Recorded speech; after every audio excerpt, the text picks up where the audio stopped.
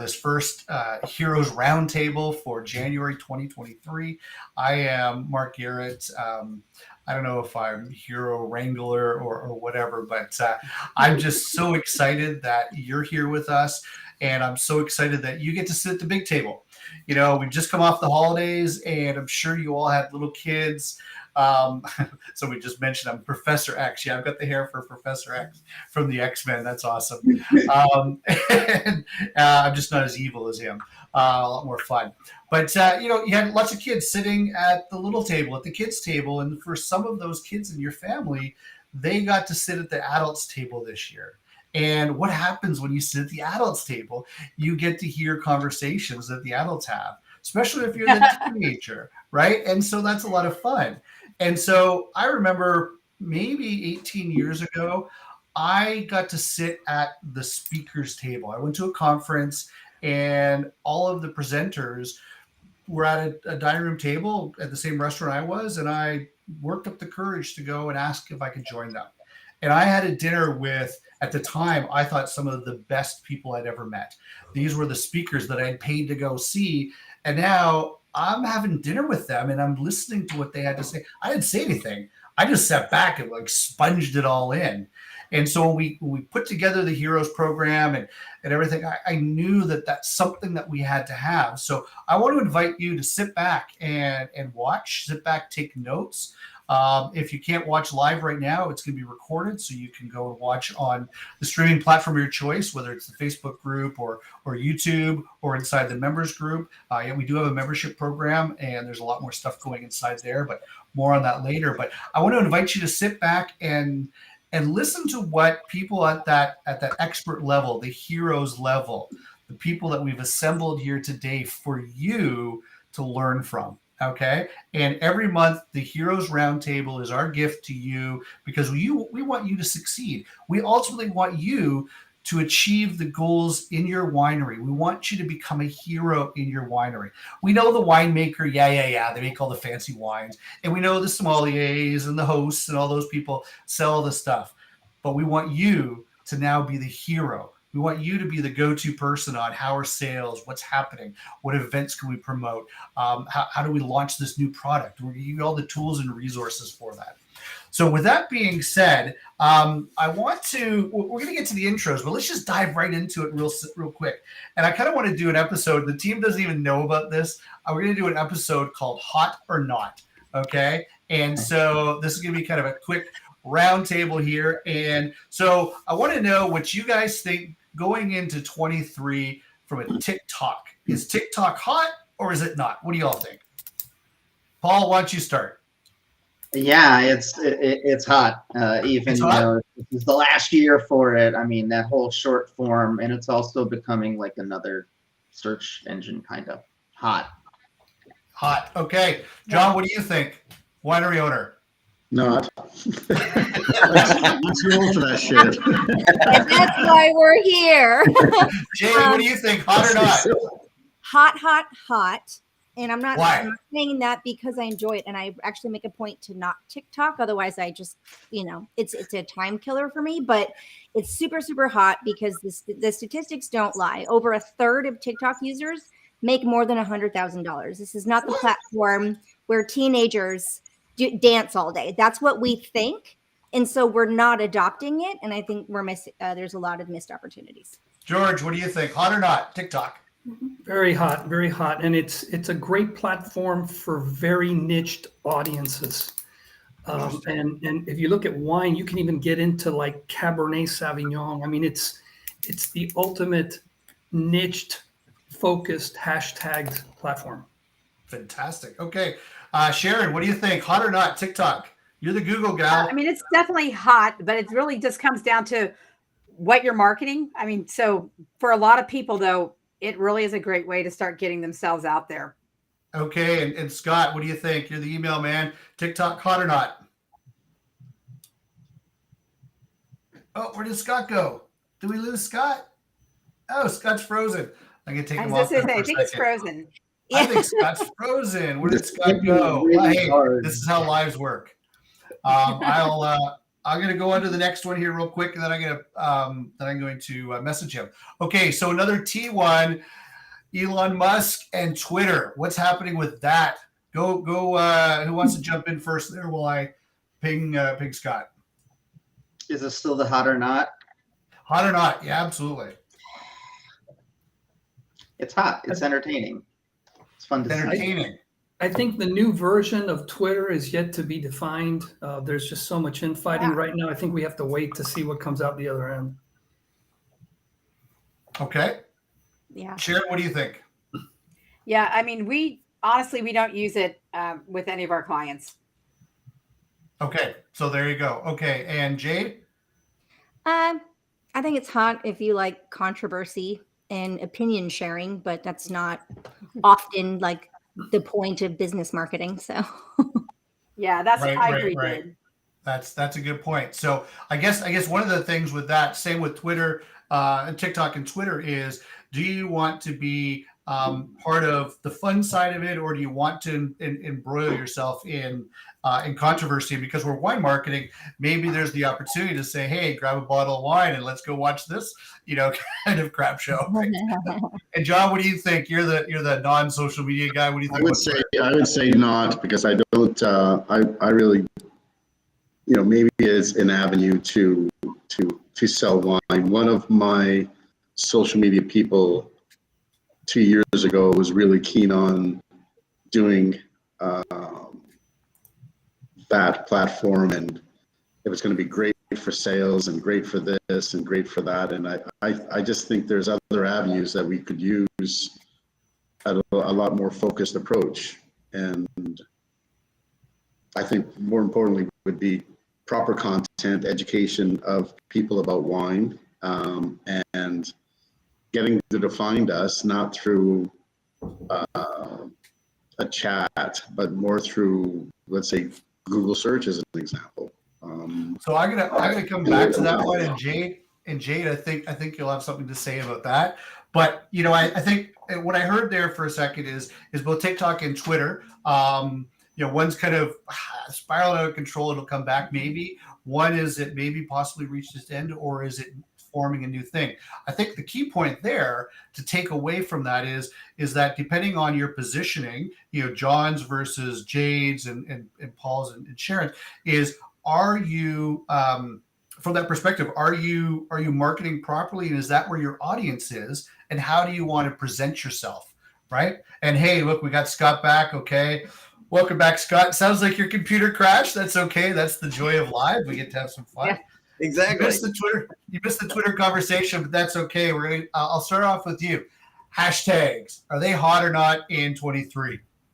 Yes, I do believe that they are. I think they're really important, especially for being able to search on social media, for sure. Okay, perfect. Okay, but are we putting hashtags in emails? No. Okay, Jay, what do you think? You got totally excited about that. yeah, I think they're very, very hot, but almost nobody uses them well or properly. Oh, say more about that. Mm-hmm. What do you mean they don't use them properly? Because there's hashtags become like a trend. So if you put, for example, hashtag blessed on something that says absolutely nothing about you or makes you searchable, because it's like LOL. Everybody says LOL. Like when I type, I end every sentence with LOL, even though I'm not laughing out loud. So if you punctuate your thoughts with hashtag blessed, that means literally everyone that's ever typed anything is also hashtag blessed and makes you zero searchable.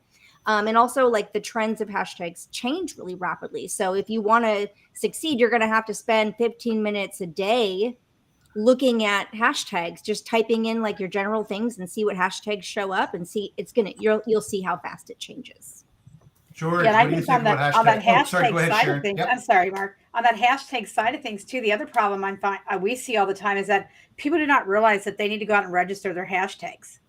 Oh, that's new. Let's put a stick in that one for a second, and let's come back to that. Okay, there's some news. George, what do you think about hashtags, buddy?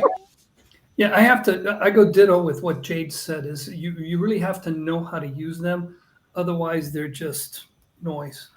Well, I think everybody, if that doesn't sound like a training opportunity module that we need to pull together for everyone and do a special how to use hashtags, hashtag using hashtags. Paul, what do you think, buddy? I'm right there in alignment with Jade and Jordan and everybody else that they're good when they're used correctly. So again, to your point, Jade, if somebody is, hashtag Pinot, but it's like not that wine at all, then it's like, again, you're just noise. You're taking up space and not being relevant. And John, what do you think? I've never used the hashtag. Don't really know how they work. We'll have to see on that. For me, it just sounds like another avenue, and I think it becomes almost I think it's almost like a shotgun approach to everything, and I'm more interested in a lot more rifle Right. shooting instead of the bigger Right. pictures. It must be great because we're a small winery in Niagara-on-the-Lake, and our market may be 200 kilometers around from us. Right. And that's good enough, right? That's a good enough market. We can do a wonderful job with that size market rather than going bigger and bigger and bigger. So it's interesting.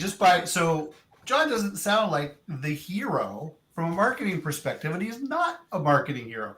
John represents you. John is co-founder of DTC Wine Marketing Heroes, and everything we created here was to help John and his winery.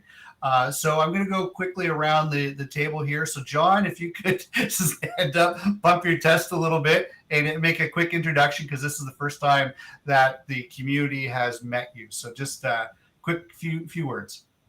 Yeah, I'm John Hare, an owner of the Hare Wine Company here in Niagara-on-the-Lake, Ontario, Canada. We're 6 years old, and we've been struggling for 6 years on social media, understanding social media, finding the right people to help us with social media. And now we're at a point with DTC Marketing Heroes where we actually have a team, which many of them are on this call today, and to help us and help you become more successful, more targeted, more strategic in your social media. Instead of using a shotgun approach, use a more targeted approach that you can use for your winery needs and your profitability. Exactly. So I'm going to go by the way the team built out. And so I put together a call out to my community, and I said, who out in the ecosystem of the people that I know, and I know a lot, but other people know way more than I do.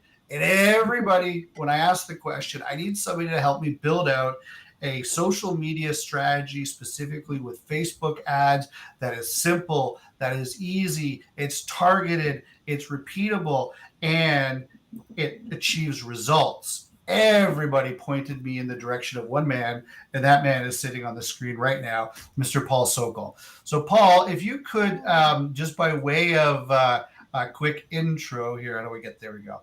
By way of quick intro, if you could introduce yourself and in that studio, that stage behind you, because I think you stood on that stage, didn't you? No, I want to say that this was pulled from some fashion show or something, but it's Oh, a okay. it's a remarkable view. It's a fun background. Well, I'm Paul Sokol. Hello, everybody, and I love. I guess we're heroes, right? So, as far as superpowers, advertising is definitely superpower, as well as customer journey automation. And I'm just a huge nerd for tech in general. And I've done superhero missions in the past with at least half this team, I think, or most of them. So that's what I'm here for. He is so understated. He's so when you look at some of the speakers, presenters, air quote gurus that are out in the marketplace today, many of them owe their thanks to this man. And the customer journey marketing automation, which we'll talk about later, the advertising strategies and everything. Paul literally wrote the book on this stuff. Do you have a copy handy that you could hold up? Probably. Yeah. And so I remember when I first met Paul, it was this. There you go, the Infusionsoft Let me cookbook. green screen it. Hold on. We'll turn the virtual background off. There we go. That's the Infusionsoft cookbook, which is now called Keep. And Paul was one of the first authors to create the tools and techniques and tricks in marketing automation. And I remember when I met Paul, he was this godlike figure in our community. And when I got to meet him, he's just like the coolest dude ever. And I'm so grateful to be working with you. So Paul, thanks and welcome to the team. Yeah, it's gonna be fun. It's absolutely going to rock this out. The next person is Mr. Scott Hartley. We met Scott when we were doing some certification in email, and I'd known him from a while. We're in the same regional partnership with some of our activities that we do, and so we got to know each other. We got to working together and bouncing ideas off. And besides our haircuts, we are so alike and aligned in so many areas. But most specifically, what I love about Scott is his ability to take very difficult, complex strategies and ideas, simplify them and communicate them. But he's also just super detailed technical, just like Paul is. And so Scott, could you just kind of give a quick little history and your superpower and how people can benefit from that? Sure. So really excited to be part of this team. Really two superpowers that I've really honed in on over the past several years. One is marketing automation. So how can you leverage automation to do a lot of the heavy lifting for you so that you don't have to do it? You set it up once and you let it work for you. I really, really believe in the power of automation, saves up a whole lot of time, and can basically generate profits on autopilot. You can grow your business on autopilot. And part of that is email marketing. And one of the things, especially over the past year or so, that I've really become more aware of than I had been before is the difficulty in getting emails delivered and seen so that you can actually capture sales from them. I talk with hundreds of small business owners every year, and almost every one of them is doing email marketing. And it's not just small business owners, I mean, big corporations as well. But the thing is when somebody clicks send on an email, they assume that their job is done. They think that it's gotten delivered and oh, well, this sucks. I didn't get any response from it. I didn't make any money. I didn't get any sales. I didn't get any opt-ins for my lead magnet. There's so much more that goes into it. But if you do the right things at the beginning, it's not long-term work that you have to do. And so I love helping the light come on for small business owners and help them see wow, email marketing can be profitable for me and it can be easy. Absolutely. There's something that if you haven't picked up on it yet, I'm going to just call it right out. Paul said customer journey, marketing automation. Scott said customer journey, marketing automation. George, you were the next person that was tapped on, so I'm going to bring you up. And George, if you can, again, one of the things, I met George, it was one of his podcasts, I want to say almost 8 years ago. It was the first time I was on a podcast with George. So we go back quite some time, and I've always admired George's approach to things. He is about finding the right tool for the solution, as opposed to saying my tool has to fit your problem. And so because of that, he's come up with a lot of great solutions for a lot of great companies. And also when we started to look around for partners in the space that George plays in, and he has two superheroes, just like superpowers, just like Scott and just like Paul do, one of them really stood out. And so we're going to focus on that part of it first. But George, just by way of introduction, if you could share a few words, please. Sure. I'm in the online course membership portal community building space. And so, my superpower is how do we get people logged into something that's engaging? How do we keep people engaged with the brand? Because I come out of the Keep Infusionsoft space, I'm really tied into that technology. We integrate really well in that space. But we also have expertise in other platforms that get along. And, it's not one size fits all. And then I always like to brag that I wrote the Casual Winer's Guide to Picking Wine You Love Every Time, which is why this whole idea for me just really shined, because I'm a wine drinker. I am not a wine snob. Sorry, Paul. And how do we make it so that the average person can enjoy a bottle of wine and not be intimidated by all the, the snobbiness that kind of can take over the Right. discussions? Right. And so one of the things that when George and I got talking about kind of membership stuff, and we're going to talk about that in upcoming lives, but one of the things that we looked at is, well, hold on, for social media, we need some content. And that's one of the problems that we run into with a lot of the wineries that we're talking to. John's company is no different. Trying to get somebody to sit down and write articles and get the information correct and doing it in a meaningful way that's marketing focused, that draws in people into the conversation and doesn't feel salesy. And so we kind of looked at that and said, oh, well, hold on. You've got this book. This is awesome. And you're an author and you like to write. You've got great content and you understand the customer journey and marketing automation. There's another person that's deep ingrained in this stuff. And we decided to create an entire content platform for you to be able to pick and choose from. So there's a whole program that's coming out. We will be talking about this for the first time in our channel, specifically on the content hero side. George is our key content hero, but the whole team is experts in content. But George and I have developed a really cool product around what he's done. And I'm so excited to be sharing this with you. We're starting to roll this out with John's Winery. People are interested in it, so it's quite good. So George, thanks for being on the team. I'm so glad that you're here, and I love all the contribution to date. So thank you. Thank you for lassoing me into this. Absolutely. Well, it was you're definitely the man to pick for this one. And next on the team is Jade. Now, Jade, you will get to know.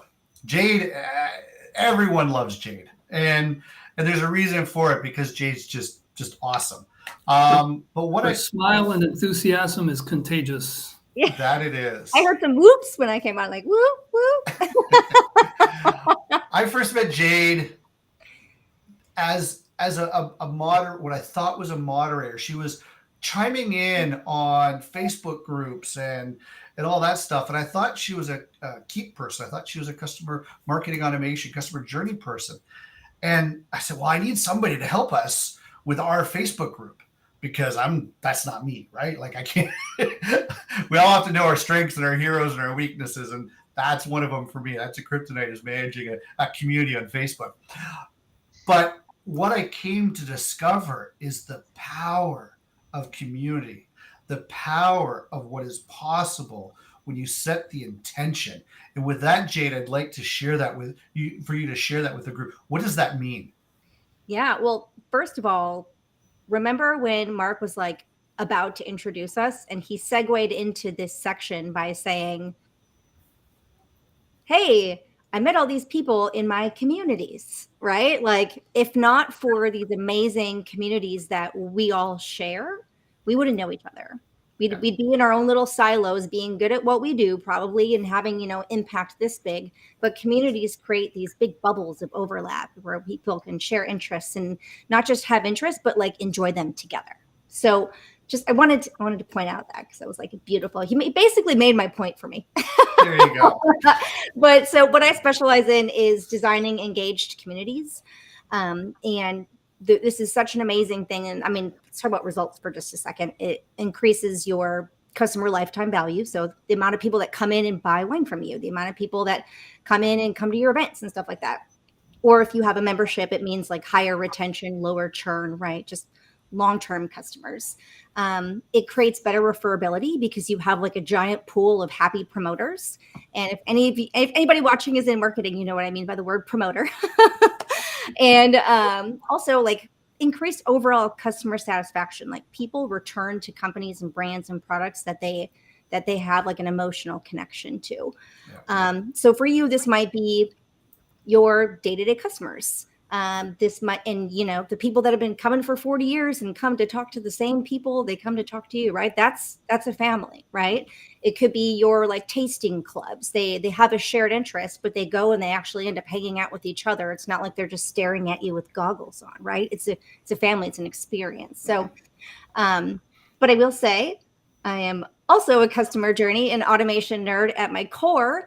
And one thing I urge you to think about is that even though like everything, what I'm going to be like adding to this whole panel and chat is like the emotional side of it. And not through like copywriting or content, but physical relationships between your customers, and not just you and your brand, but you're the container for that. So think about, while these guys nerd out on their topics, that kind of technology automation and intentional like success path or customer journey creating is also applicable to your communities if you want to design them correctly. And the key word, when we were breaking this down and I was bumping my head trying to understand exactly how this works during many of our calls as we're building out your training module, is it's the intention behind the community, and being really authentic behind that, and but also structured, and they're putting processes and policies and procedures and SOPs and all that stuff, which John, as an owner, you'll love, is it's like a binder of how to make a community, which is phenomenal. And Jade's so good at what she does that some of the premier brands out there are actively seeking her and actively seeking the skills and the tools that she's bringing to the table. So I'm just so grateful, Jade, that you're here, and because you make this so much more fun. Thank you. Because I'm not that way. I mean, like, this is all the energy. I can go have a nap after this because I'm the introvert guy, right? So anyway, Jade, thanks so much. Just every time that she's on, I encourage you to show up, because you're going to learn some stuff that is really going to transfer how things look in your winery. And finally, the final person, the most recent add to our Heroes team, but at its core, one of the most foundationally important team members, is Sharon. And Sharon, I just want to, before we get started with you, Scott, I wanted to thank you for the introduction to Sharon. For if it wasn't for your introduction, we would not have met, and we would not have identified and discovered exactly how important the work that Sharon and her team does and what she's going to bring to the community from an awareness perspective. So Scott, thank you for expanding our reach, expanding the team and the skill set. So much grace for that. Thank you so much. So Sharon and I have a relatively new relationship, but we have become fast friends. Sharon's awesome. And the area that Sharon plays in is the Google space. And not Google Ads. She does that. Not, all the other stuff. Sharon, I'll just let you share. Sharon, you're 15 in the world, right? Is that what it is? Share more on that, please. Yeah. So I have been in the world of basically what used to be Google My Business is now Google Business Profile, but it's that little box you land on in search and maps. And I have played in that space since it really became Google My Business. And I have walked the journey along with Google to watch it grow. And when Google said, back in 2016, they were going to make this the most important piece of your digital marketing especially for a business that has a actual physical location, they have done that. And most people don't understand that the first place Google goes is that box. And the first place Google sends search to is that profile panel. And the first place the world experiences your business is in that profile panel. And if you don't take the time to make that better than you would even think to make your website, you are losing out in search, because 96% of every search done when somebody begins to look for something goes to that panel. Now, I want to pause you there, Sharon, because when I heard that, I knew it was there, but I'm like, oh, well, we don't need to worry about search if we've got great social, we've got great email marketing, we've got great referrals and community and all of that stuff. But one of the big things, and Sharon, I know I'm going to get this wrong, so please correct me on it, but like I think you said like 117 or something, maybe I'm wrong on the number, but key metrics that Google uses to build your search result when you type in wine in Napa comes from this little box. And the data that you as the owner of that is included in that, correct? Yes. Yeah. I mean, between that search panel and your website, there's over 200 different algorithms that play together in the background to bring you up in search. People, the one thing I always tell people is if somebody calls you and says, I can make you #1 in search in Google, they're absolutely lying to you. Yep. Because the factors to make that happen really come down to how you put your data in and how that person has searched currently and how they've searched in the past. So, I mean, our goal is to make it as, to the point where the Google coding is on the back of your website. Everything is built out on the, that they want to see on that Google profile panel. And you're also answering all the questions. So I'm kind of like Jade in respect of most people aren't aware of the fact that between August and October of 2022, Google completely changed the main focus to their algorithm. And now everything is client-based. We have to go in and understand every one of our customers' clients and how that client journey gets them to our customer. Because what most people don't understand is if you just put data out there, you're just throwing data out there. You have to understand your client's journey into you so you're talking correctly. Client journey. It is 100% all about the client's journey to you and how well you understand your client. And even the top 15 things they now want to see in your website for Google all comes around who is your client, what kind of questions and things are they doing to get to you in Google's AI, and are you answering the questions correctly so that as soon as they hit your website, they know you're the winery that they want to deal with. It's interesting as I pan out the group here, and I'm gonna pull myself down here and put Paul up there, so you guys are all up on the top here. There's 3 underlying messages here, and so John, I want to just go ahead. You had a comment there.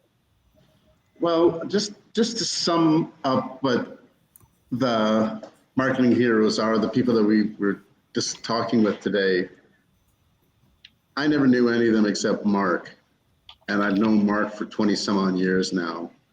And to a lot of your points, especially Sharon's point, at least as at the beginning, at the root of it all is, I've had, I think, 4 CEO companies that have, John, we can get you to #1. Okay.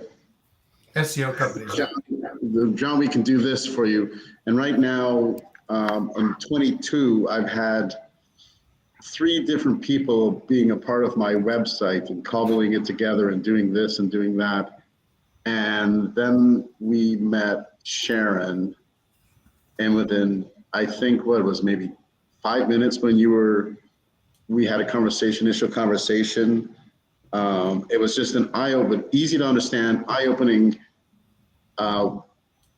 discussion about what we are doing, what we think we're doing, what we're actually doing, and the business side of it, the Google business. We had some of our wines on there from 2016, 2017, just a year after we opened, and none of the people that I've had in the past helping me with my Google and my SEO and the likes had a clue. And yet they charged you like they did. Yeah, well, but at the end of the day, didn't really have a clue. And so being that I'm a finance businessman, winemaker, and these are the things I don't know. That's why I like to say hashtags to me. Geez, you know what? I don't know. Jade, you had a comment that you just sent through in our chat. What was that comment? I said so common, and you can fill in the blank for Google SEO with pretty much anything any business owner needs. I had so many people tell me that they're going to improve my X and then they didn't. They're going to improve my X and then I didn't. And I will say, as an experienced consultant, it is sometimes the business owner's fault, with like the miscommunication, with the miscommunication of like, I expect this, and then the miscommunication on this side. I mean, there's 100 reasons why these connections could go wrong. But my point being is that, generally speaking, there are just as much with marketing as there is in financial advisors and medicine. There's a lot of bad actors that make it hard for the good actors. So I think this is such an amazing opportunity for like all of us to be here together. We run in the same, shall I say, ethical circles where like that kind of BS doesn't fly because we call each other out pretty quickly. And the fact that we're all agreeing to be here together because we are all passionate about people getting the right information is really the key to that, just to follow up and on Scott's comment too, is the business owners need to be educated. Absolutely. Like we as a business owner in the winery industry, we're, especially with the last 2 years of COVID, being shut, being open, being closed, we are basically rethinking everything that we do. At least I am. And I'm looking for other ways to attract people to the winery. And, it's many facets. And I think with the DTC Wine Marketing Heroes, we have many facets of the business. One by itself can help, but I think when you package it all together, I think it becomes even more powerful. And to me, I'm excited about DTC Wine Marketing Heroes because I'm being educated on stuff that I should know, but have been working with people in the past that say they know, but now I'm finding out, well, they really don't know. And so this is very exciting, and I'm honored to be a part of this, and from just as a person, and with the people that we're dealing with now. But I'm also excited to be at the forefront of changing the way wineries go to market. To me, it's incredible because it's taking away. Like I'm a firm believer. I know what I know, and it's a very small piece of the pie. I know what I don't know, and it's a little bit bigger. But what I don't know, I don't know what I don't know is huge. And with this team, that area, I don't really need to know it is in the depth that they know of their depth of experience, but I can tap into that and then grow my business with their help and support and encouragement. And that to me is incredibly powerful. And that's what I think this community, as Jay, you talk about the community, this is what we're creating here. And this is what's going to be very, very powerful for many, many wineries. John, I think what really you guys have, that you don't have to know as much as what each of us knows. Nope. So you don't have to be an expert. And that's one common misconception that I see with a lot of small business owners is that they try to do everything themselves, which means that they have to become an expert in everything that they're trying to do. Yep. And none of us can accomplish that. No. But as business owners, we do need to be minimally informed, well enough informed, so that we can oversee and make sure that what is getting done is the right thing and that it's getting done properly and in the right manner. Absolutely. And, and that way we can be able to outsource, because ultimately as business owners, we are the ones that are ultimately responsible for the success or failure of our business. We cannot blame that on somebody else, because ultimately, even if we hire the wrong person, that still comes back to us. Yeah. And and so I'm really honored to be amongst this group of people here, because going back to what Jade said earlier, is that we run in the same circles. We know each other. We know the work ethic. We know the integrity of each person. And when Mark was putting all of this together, I know that, Mark, you and I had a lot of conversations about how can we make this so that it's actually going to deliver results for each of you that choose to participate, whether it's in the whole package or in select packages, how is this going to get results for you? Because we all know, every single one of us on this panel, we all know businesses that constantly make investments and are losing money every single day because they've engaged the wrong person, not doing the work because they aren't educated. And that's kind of that's what I love about what Mark's putting together here, is that it's kind of that hybrid mix of, if you want the education and go do it yourself, great. We're going to provide you the education that you need, and you can take it as far along as you can do that.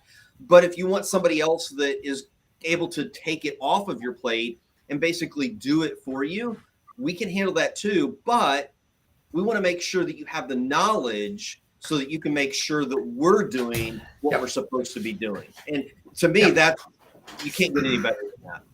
And and Scott, I want to pivot on that as the last statement on this section here, because that ultimately is the overall core and arching element of this, is that we want, when this was created, it was created for John in mind. It was created for John's team in mind for two things. One, I needed to ensure that John was educated so he could make informed decisions on hiring, on team, on outsourcing, etc. And also the stuff that he didn't know. He now knows that he knows it, but he doesn't need to know all the details. Did I say that right? Sure.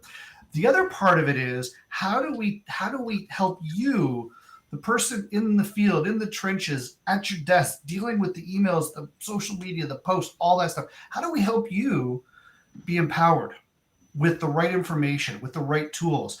Ultimately, our goal as a community is that you do it yourself. We want to give you the tools and the resources so that you can do this yourself. If, however, it's growing so well and you want to outsource that, absolutely.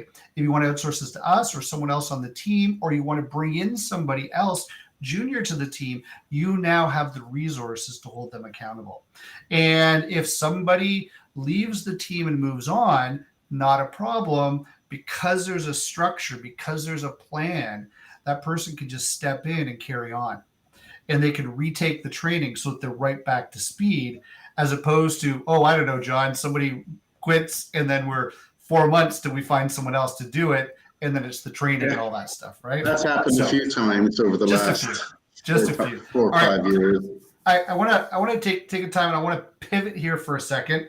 And so one of the things that's always great at year end, year beginning stuff is some years in review. So I have 3 questions. And so much like the hot or not, I want to just kind of do it a little bit fast sequence here. So I'm going to start with you, Jade. So here's the 3 questions. What bombed in 22? Okay, things that you figured out and trying to implement, and it just was like total failure, because we're honest and we're real, and not everything happens and not everything we do is perfect. So I want to show some real there. What was the success? Like, where did, like, a client that just totally rocked out implementing what you do and the concepts there? And then the third thing was, what was a complete blown away surprise you never saw coming, and it was like, oh my God, this is so cool. It showed up in 22 and it's going to make 23 rocket. Okay, so let's go with the bomb. What was your bomb this year? Not in drop the bomb, but what blew? My bomb, or a bomb I just see a lot? Either one, just whatever you want to share with the community. The biggest bomb I see everywhere, and when I say it, watch everyone go, DM marketing. DM marketing, what's that? I know what it is, but what is DM marketing? When you get hold on. We'll have to go. I was like, come on, everybody, back me up. Or start gagging or something. Gosh. What's DM marketing, Jade? When you receive private messages or direct messages from a business owner, in their attempt to, get to know you and get you to, schedule a call with them or get into their funnel of sorts. It's, and I don't know, perhaps it's more pervasive in like the marketing industry, or I think it's just entrepreneurship in general. There's like this explosion of coaches and 19-year-old life coaches and you know, I don't know. It's just, you know, there's a big trend of I help you scale your business. And Right. so like I get tons of direct messages about scaling my business. I'm like, High ticket, yeah, high ticket items. and they're like, it's only $30,000 to join my mastermind. And they didn't even ask like if I'm ready to scale, if I've scaled already. Like zero qualifying questions. It's Do you want to scale? yeah. And I will say though, the intention is there, right? I think the light bulb is that people are realizing that communities and relationships and conversations are important. Finally. But everyone just sending DMs like this long with a question at the end that serves them and not you, the recipient, is just, it's so distasteful. It's a huge flop. The intention is there. Everyone's failing miserably. All Pro right. tip: respond back with your own message that says "Join my list here." What was that? Oh yeah, everybody that sends me some garbage message, I'm like, no thanks. By the way, get on my books waiting list. Yeah, I always engage so I can learn what not to do. Right. That's awesome. I'm not interested, but would you like to buy some wine? Fantastic. Okay, cool. Business, what was success? What showed up and was like super successful for you, either in your business or client business or just in general? What did you see that was a complete success last year? Simplifying. And Okay. this is a double-edged sword. I think it's emerging a lot. There's big trends of like all-in-one tools are coming out all over the place, or like, you know, someone that was renowned for this suddenly also has an email program that you can do, and then you also buy this and you also buy this. So people are diversifying to try to be all-in-one. I think simplicity is really, really awesome. I see a lot of people succeed a lot more when they're not trying to do all the things, when they're doing a thing and they do it and they measure it and they optimize and they stick to their guns and do it well. So I think simplicity is making a comeback because people are spinning their own wheels after a couple of years of COVID, you know? Fair enough. And what was a complete surprise in 23 for you? The biggest surprise in 2022. 2022, yes. 2022. I think I'm overall surprised at how many people are embracing community. I think people are noticing finally that it's important. But George can back me up. Not everyone's doing it well. They're like, oh, if I just add a group part to my website, people will magically start talking to each other. And it's like, no. So I think the realization, like the beginnings and the blossoming of it, which also means it's like a huge opportunity for all of you guys watching, because you can like be one of the first out the gate to do it well. And that's a great point. I mean, part of the heroes roundtable is that discussion, right? So George, what Jade called you out there. So George, what bomb, success, and surprise last year?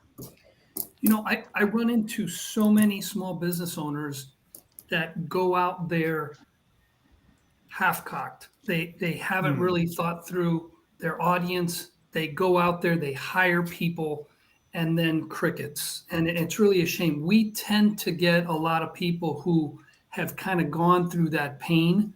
Yeah. And now they go, hey, I need to talk to an expert. And I mean, 30-40% of my business is what I call mop-up work, where you're kind of redoing what the first guy should have done correctly. And it's really a shame. Is that all of us? I think so. Now, Absolutely. Mock-up word. At the Hashtag same mock-up word. Yeah. Now, interestingly enough, what I have seen as a success is people who learned enough to do it well enough, while at the same time really understanding their customer. People who surveyed their customers, people who just, they live and breathe their customers' thinking, which is really difficult as us experts, because we think we know what the customer wants, and we're so removed because we're so much farther ahead of them. But I've seen, and this is a rare, you don't see too many of these, but people who really know their audience well hack together a solution that's good enough, because their audience isn't wanting perfection. They're just wanting their needs met really well. Yeah. And then they come to us when they've used that to generate a good amount of income, so that now Rev 2 of their solution becomes just a lot better. That's Um, a great but- thing. And what about but the- surprise? The surprise, we build these community sites, and Buddy Boss is the tool that we spend a lot of time working on. Yeah. And I've been very surprised at how fast that has grown. The demand for communities, the demand for non-Facebook based communities is growing in a big way. You have a lot of people that have this aversion just in general to Facebook. Other people don't want to be under the thumb of the man, whatever that might be. And it's something that I want to say 2 years ago, as Buddy Boss was a platform we were looking at, I did not anticipate how quickly it would catch on. Yeah, it's that's quite interesting. Paul, do you have any comments on the community and staying on Facebook, off Facebook, and what you've been seeing over the last number of years? So I recall one of the first big names was Frank Kern, because I'm a big Frank Kern fan, and learned a lot from him. Helped him on some campaigns back in the day. And Just a little name drop there. For those of you who don't know who Frank Kern is, go check him out. But yeah, I helped him on some of his stuff, Yeah, whatever.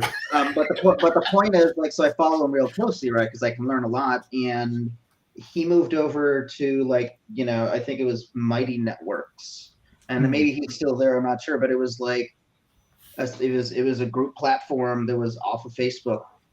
And I thought that was super interesting. And then shortly after, Mari Smith did the same thing, and she's a big Facebook lady. And this was like, heck, almost 2 years ago. So I'm like, okay, this thing is trending to, this community stuff is trending to where people want more control over it. And I think this is that year. I was reading, I don't know, something somewhere where this is the year where these private communities are really going to start taking off, and people are going to want to have like their little cool kids club that they have control over, basically.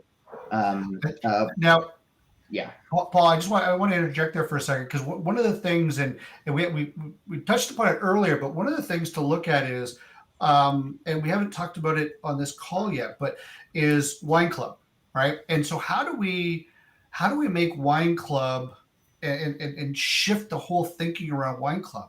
And a lot of that's the digital component of things, right? If you're in California and your clients, your Wine Club members are in the East Coast, showing up for pickup parties and barbecues, well, it's not going to help, right? But if you're like John and you're local and your audience and your customer base is 200 kilometers, 160 miles away, it does begin to make sense. But how can we add value inside in an online space, but also protect it and also control the community so that we don't have outside people, those kind of things. So that there are some things there that we're going to be rolling out to share with you on those things. But Paul, great insight. What about success? So a success. Oh man. I would say, no, I was just trying to think of like, something that's relevant. I would actually say that there is a big success, kind of like what you were saying, Jade, in the simplifying and the streamlining of things, but with very clear SOPs and very clear tools. So like this is how our ad planning tool works, and it's gone through a bunch of iterations to make it even better and easier for one person to plan it out, and then you turn around and hand it to somebody else, and like that's all the communication.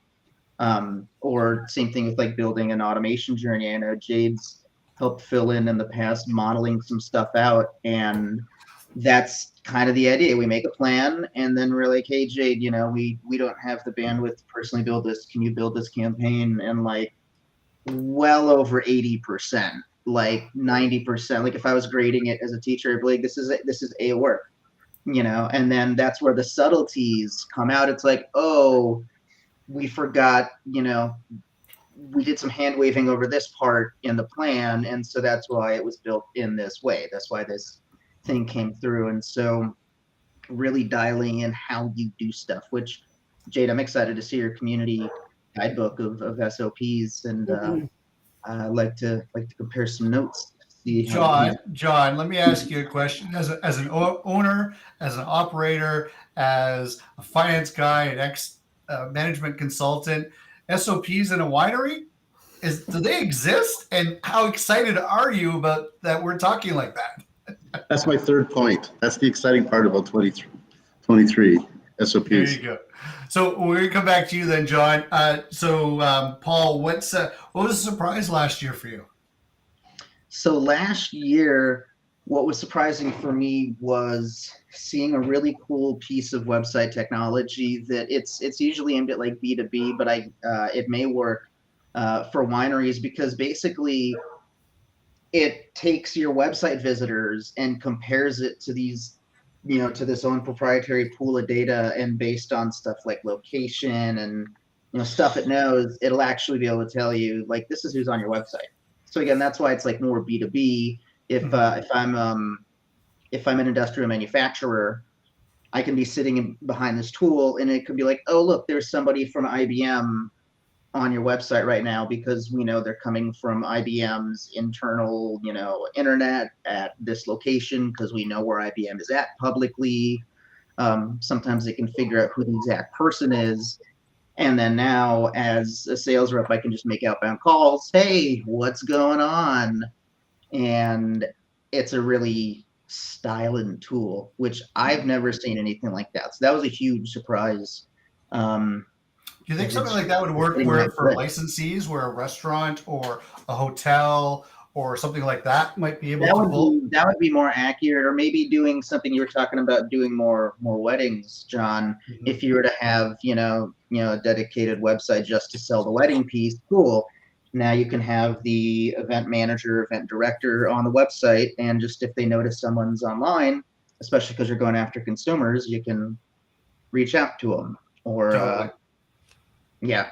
Very cool. That's an interesting surprise. We'll have to keep an eye on that one. And so in the maybe next month, next month or two, we'll bring that forward.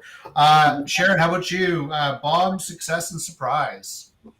Well, I think the biggest bomb is, and continues to surprise our team day after day, is it's just people who are using poor websites, and then on the back end they don't build anything out. So on top of the fact they're using like Squarespace or GoDaddy or something like that to create their website, which doesn't rank well. Wix.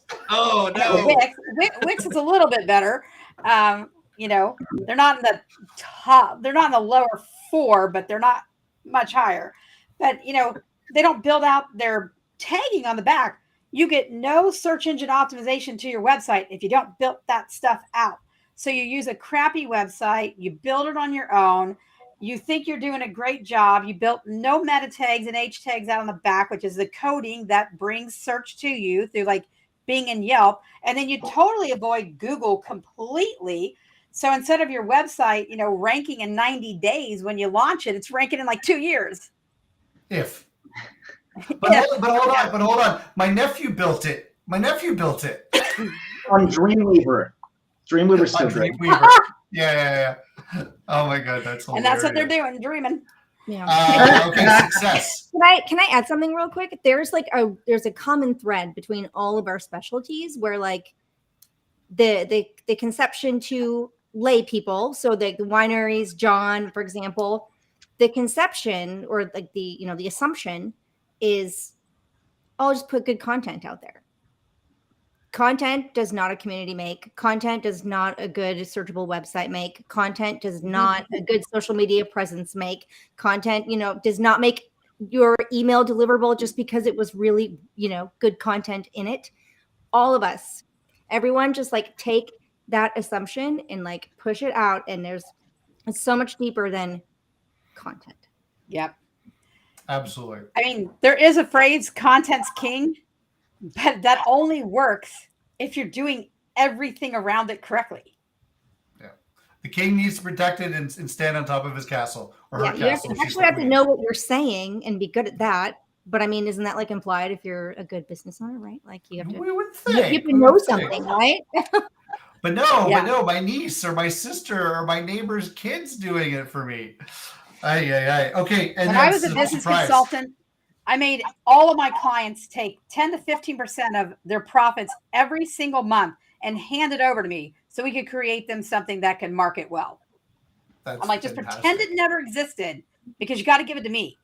And when you get to the point that I don't need to spend it anymore because you're making so much money, I'll let you know. That's fun. So please, as a business owner, cut money aside for marketing. Most people think it's the first thing you cut. It is the last thing you cut. Amen. Absolutely. What was a surprise last year for you? I started doing my free Google course that people can take to just understand Google in a very elementary, simple way. And I was shocked. I mean, I had thousands of people come through my class, and every one of them was just, I mean, at the end, they were just like, this has been the most amazing thing I've ever experienced. And I never knew Google was so easy to understand. Yep. And so, I feel like that was probably my biggest thing, was just, really being able to take that moment and simplify Google for a lot of people. And we're going to be doing a winery version of that, so yeah. you'll have the same information, but we're gonna specifically target the wine industry and how we can leverage that. So that's going to be coming in Q1. So watch for that as well. There's the initial one that'll be coming, and then there's a much deeper dive if you want to nerd out and do that. But for initial people, also for owners, senior management, leadership, it's a good place for that. Scott, what you got there? What's bombed, what's succeeded, and what's surprised? So what I see is kind of like starting to bomb. So it started to bomb towards the end of 2022. And so I was kind of doing some more digging in on, getting emails delivered, research for my book that I just published, is cold email is bombing. Yeah. So, probably a lot of people here are very of cold email, various warm-up tools that you can use, ways that you can game the system. Google especially is starting to slap very hard for people who are abusing the system and using the system for ways that it was not intended. So that's a big bomb, and I think we're going to see that explode even more in 2023. Many of us share a friend. I'll just call him Evan, and many of us know Evan, and he has a great phrase for that, and he calls it diving headfirst into Lake Stupid. Yep. Yeah, those tools, just if you see something New Year, Black Friday, or whatever, and you got this tool that says they're going to warm up your list or warm up your domains and all that stuff, do yourself a favor, ask for your money back. Don't do it. It's like never buy a list. Anyway, and okay, so I totally agree on that one. My point of that one is when we did an analysis, and this is where my mind blew up, is in September, we did an analysis on 262 wineries. 4 of them had 4. 1, 2, 3, 4. Not 400, not 40. 4 had their email authentication set up correctly. Wow. And yeah, so. And I wasn't one of them. Yes, you were, because I took care of you. Anyway, I did that analysis after I set him up. Before I got there, it was a mess. But anyway, so yeah, that's true. So Scott, what was the success in 22 and a surprise for you? Success kind of piggybacks off of what Jade had, talking about simplicity. Kind of the other side of that is focus. So once you have that simplicity, now you can focus on the things that are really important. I think as small business owners, myself especially, it's easy to get distracted. It's like, and I found this, like once I finished writing my book, I was ready to go on to the next thing. And I'm like, no, I got to promote the book. I've got to get, I got to sell it. I got to get people out there. I've got to get that information out in the world. Like, stop, focus. You've focused on getting the book done. That was hard enough in itself. Now focus on the marketing of that book and, continue down that path. Avoid the shiny object syndrome. Just really get focused. And what I found, not only for myself, but also for several of the clients that I work with, the more focused that we are, the better the results are. The faster we can get the results, the better those results are. You can look at the data, you can tweak it, you can fine tune things, but simplicity and focus, that's just like the key to success. Absolutely, and it's interesting because part of the Heroes program, part of the live sessions that we're doing is around focus. It's an opportunity for you to sit down and once a month take 90 minutes to really focus on this discussion, but then also when you sign up for any one of the various tracks is to then have a monthly focus session specifically on that topic. So great point. Simplicity and simplified focus, I think is great. And what about a surprise? How about surprises for you? Surprise, I think there's been a lot of surprises, but I really think it kind of does go back to the whole community thing. Just how much that has really blossomed over the past year. I think with COVID, it's really put a new focus on like the importance of community. Yep. And we're looking for ways to get more out of the communities that we're in. So it's, there is that thing of Zoom fatigue, of course. And now that the world's kind of opening back up and people are looking to, to get back out and do in-person type of things. But the surprise to me was really just kind of like how much of that community is out there and what everybody's doing to capitalize on that space. Yeah, great point. I totally, absolutely see that as well. And John, I got mine too. But John, what are your 3 points? My bomb? Yeah, what's your bomb? Meaning, what was the disaster last year? Yeah, what was the disaster that you? I think the disaster. Yeah. I think well, the good with the bad. I think first the good thing is that we have now been able to take our raw data and actually have data that we can manage our business with. That was a thing that was taking up at least a month, a year out of my time to, if not more, to figure out where we're going with the system that we were using. So streamlining that has been great. So now we can see where we are, what's working from a financial side of the business, and where we can focus on next, which now provides me with a month, 2 months worth of time in a year. And now the good thing that I found out is that, there is so much more that we at the Hair have not even touched the tip of the ice. We're not even a snowflake on the tip of the iceberg on what is possible with DTC Wine Marketing Heroes.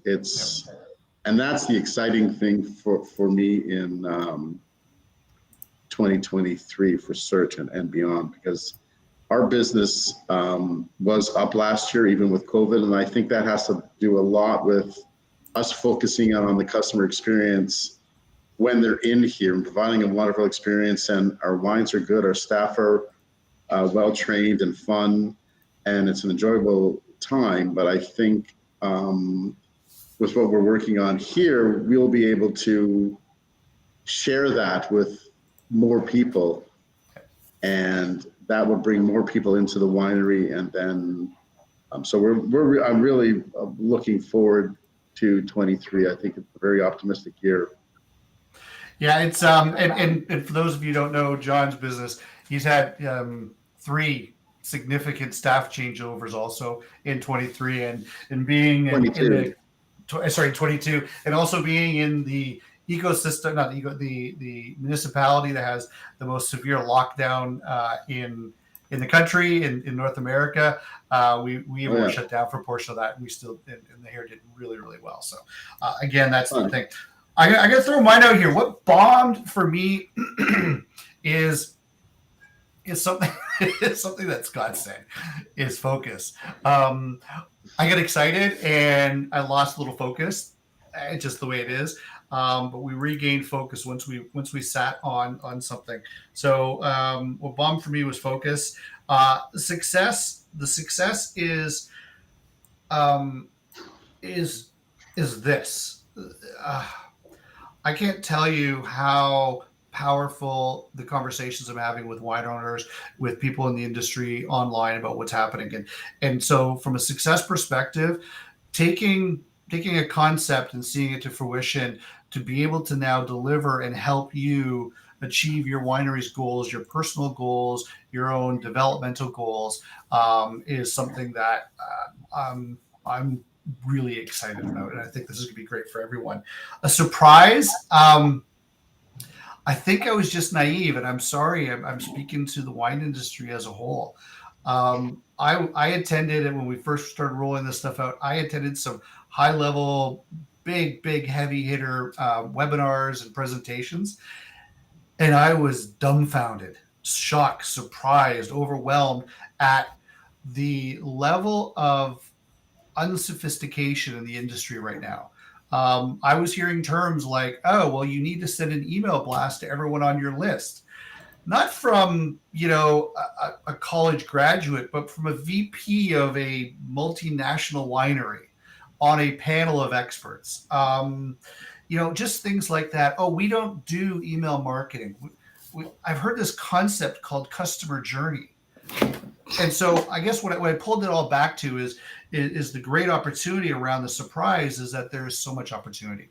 So, we're not supporting and helping the big wineries, the multinationals. That's not who we are here to support. We're here to support you.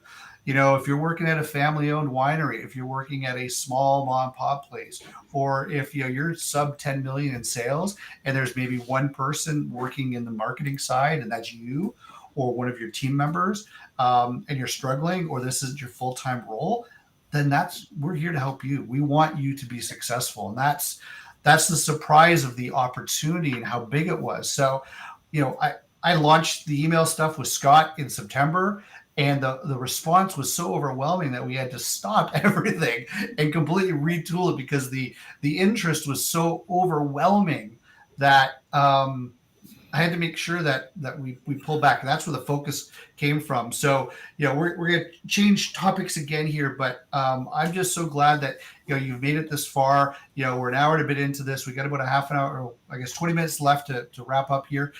So what I'd like to ask you to do is, if you're finding this content great, if you're finding information great, comment down below. Let us know what your big three, what bombed for you. Let's be honest. Let's just open up the kimono and just share. Like, we're friends here. We're family. Yeah. Well, you don't want me to do that, Jake. No, you don't want me to do that. But and what was success for your business, and what surprised you? What are you looking forward to in 23? So if you share this with your colleagues, share this within your communities, subscribe if you're on YouTube.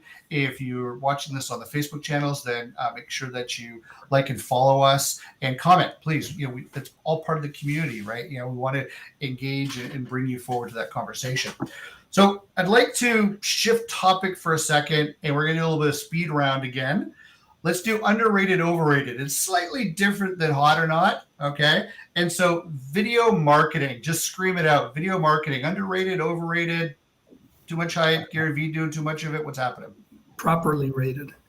Properly, okay. Yeah. Jade? Short form underrated. People think Short form. They think it's for kids doing dances. It's not. It's for fast consumption of how awesome you are. Excellent. Sharon, you're nodding heads. Yep. Oh, it's totally underrated. Okay, perfect. 30 seconds or under, make sure it's on your Google Business Profile panel. Okay, good. Excellent. Okay. Email blasting. I think I know the answer. Underrated, overrated? Overrated. Overrated. Okay. It needs to be abolished. It needs to be abolished. Yes. Just don't do it. Yeah. Yeah. There are email marketing platforms that need to take that off, right? Mm-hmm. Here's one from a marketing perspective: discounting. Overrated. 2, overrated. Jade? Overrated. Sharon? I definitely think it's overrated. Expand on that. My favorite quote is, "Price is only an issue in the absence of value." Oh, nice. The discounting is always the go-to for most small business owners. Just like when you're writing an email, when you want somebody to do something, the go-to phrase is "click here," right? And we get stuck in that pattern. And as business owners, we think that the first tool in our arsenal is to discount the price, when in actuality, there's so many more effective ways to engage people and to entice people. And I was actually listening in a podcast last night, actually by Brendan Burchard, and he was talking about how do you fix a marketing campaign that's not working. And the very first thing out of his mouth, do not change your price. As a matter of fact, you probably need to increase it, but do not change your price. Do not lower it. Add something of value. Look at what your bonuses are. What can you do to bring more value to whatever Bundling. It is? Like, don't discount. Don't discount, except maybe once or twice a year. Yeah, but Mark, I can't tell you how many customers I run into, and the first thing I tell them is, hey, you're selling this course to, and you know, the price is too low. They'll give you a $19.95, a $29.95. I go, I bet you people would pay $199. And you know, as entrepreneurs, you know, especially when you're starting off, your tendency is, oh, I'm not as good as those other people, so I'm going to price myself below it, and that's just a terrible way to go about it. Yeah, I think in the wine industry, we tend to see a lot in the area of commodity. You know, we're looking at it. How do we compete against each other? And it's also, and I learned this from John's winery. It really is about the overall experience, right? And how do you elevate that experience with all of the other stuff around that? So, okay, all right. So let's finish off with 2 points, and we're going to do this for every live, every video, everything that we do going forward. One of the things, and we've saved it to the end so that you stick around because it helps with analytics and all that great stuff, is actions. Okay, so first of all, what I want, I have 2 questions for you. Is what is your number one point of focus? Thank you, Scott. And what are you going to be doing in 23? And what action do you recommend that they do? Am I making myself clear? Focus for us? No, for the winery, for our guests watching and the people here. So so Jade, actually I gotta build this backwards. So Scott, I'm gonna start with you intentionally here. So what is your number one recommendation goal that people need to be doing with their email in 23, and what is their action for this month? So the ultimate goal for email is to get more sales from them. That should be your focus. How can I get more sales from my email marketing? All right. And there's a lot that goes into that. So for this month, the very first starting point, and just like really with everything marketing wise, you need to know where you are at presently. So you need to look at what are your statistics? What is your engagement rate? How many people are on your list? How many people are opening? How many people are clicking? And what profits are you making from your current email marketing efforts? Can you expand upon the word engagement for a second? I'm going to cut you off there, but what do you mean by engagement? If you just do those things, that's going to help. So it all revolves around engagement. Like, what are people doing with your emails? Okay. Now, if there's a problem with people getting your emails, that's something different. But what are the people who are getting your emails? What are they doing with them? Are they opening them? Are they clicking them? Are they going to your website? Are they, opting in for something as a result that you're offering, whatever it is? But look at your numbers, because if you don't know your numbers right now, you don't know if they're going to get better or worse as you start doing things, especially as we start training more on that. Right. So I'm hearing 2 things that I know. So I kind of play you watching this, like, what's he saying about that? So I'm trying to pre-answer some of the questions that you've got there. So Scott, what numbers? So what do I do with these numbers? Am I setting a benchmark? Am I taking like my temperature today, and then we're going to work on it? What would you recommend? Yeah. So this is your benchmark. Where are you at today? Yep. And then that's going to inform the actions that you need to take in the future to get better. Because 99% of everybody who does email marketing has room for improvement. So, but you've got to know where you're at right now.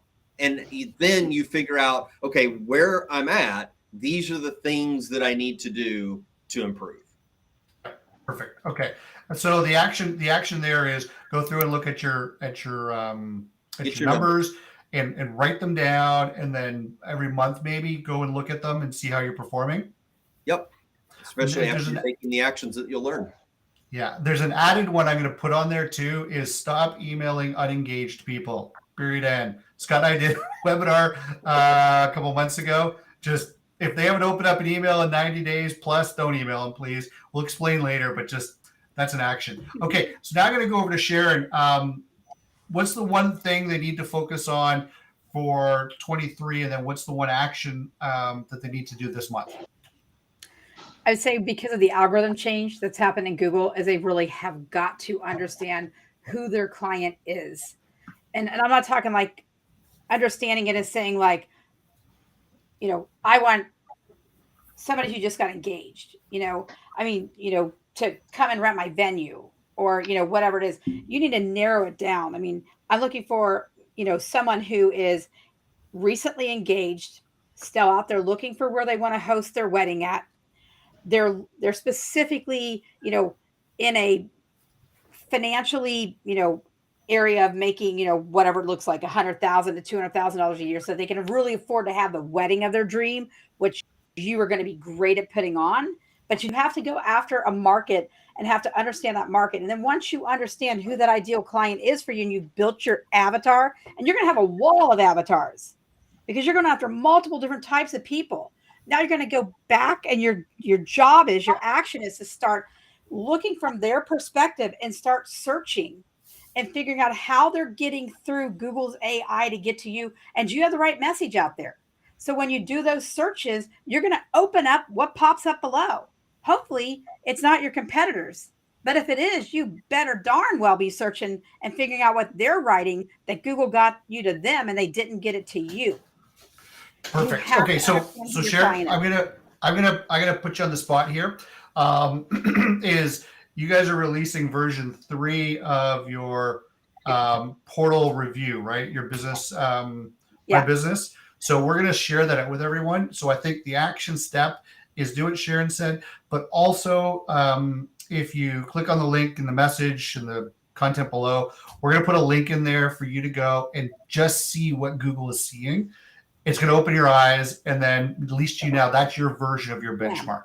And honestly, I think Mark will put 2 out there, because the one is going to analyze their Google business profile panel. And the other one is going to do a Google analysis on their website. And they have to understand what they look like in both places.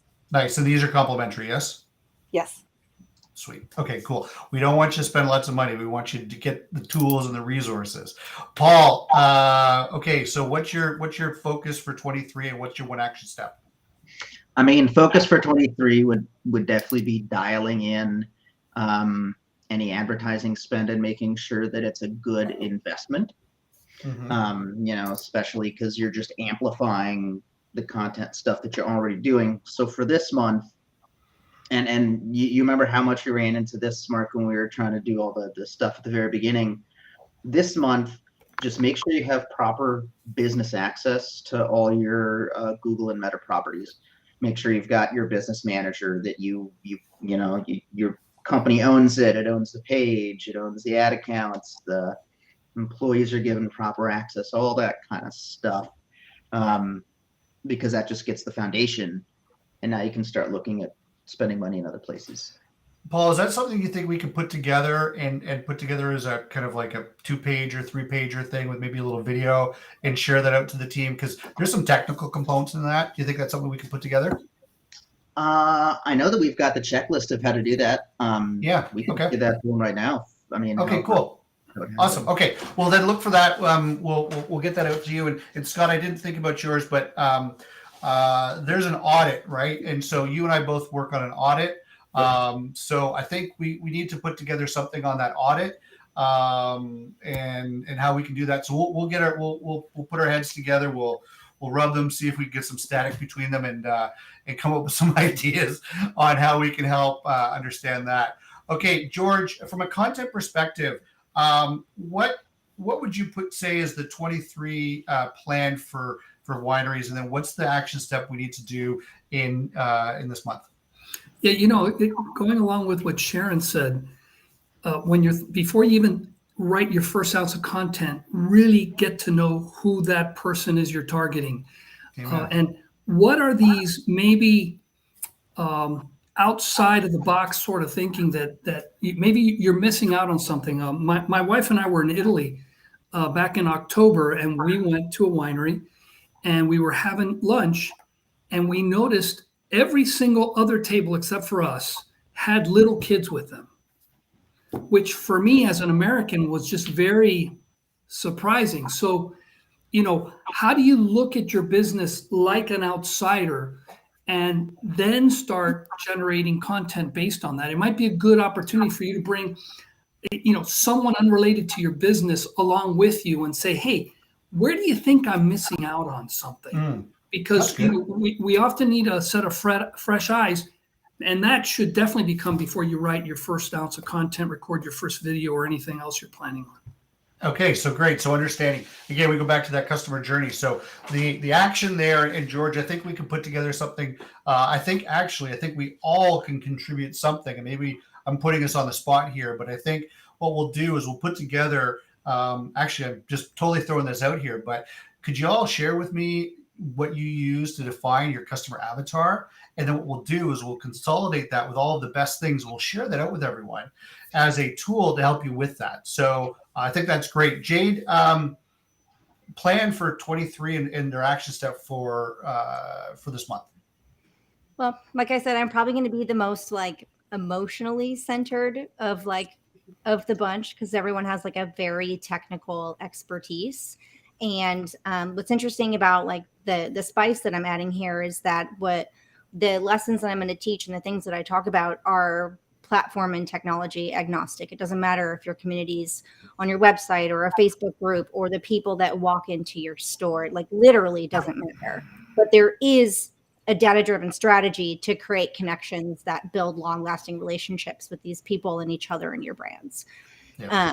So that said, your 2023 goal is going to be to create emotional connections between not just you and your customers and prospects, but between them and themselves. Because it's quite literally the definition of a community is everyone together, right? And like Sharon said, you have to get to know them. Why do you care about them? Why should they care about you? What pains them? How do you bring them joy? And these are things that I'm sure we'll discuss on and on as the year comes and as we dig into that avatar. So here's something that you can start with right now. Get out a pen and paper, or if you're like me, that sounds nauseating, get a spreadsheet. John just got excited. Spreadsheets. Yeah. Go to your Google Chrome and type sheet.new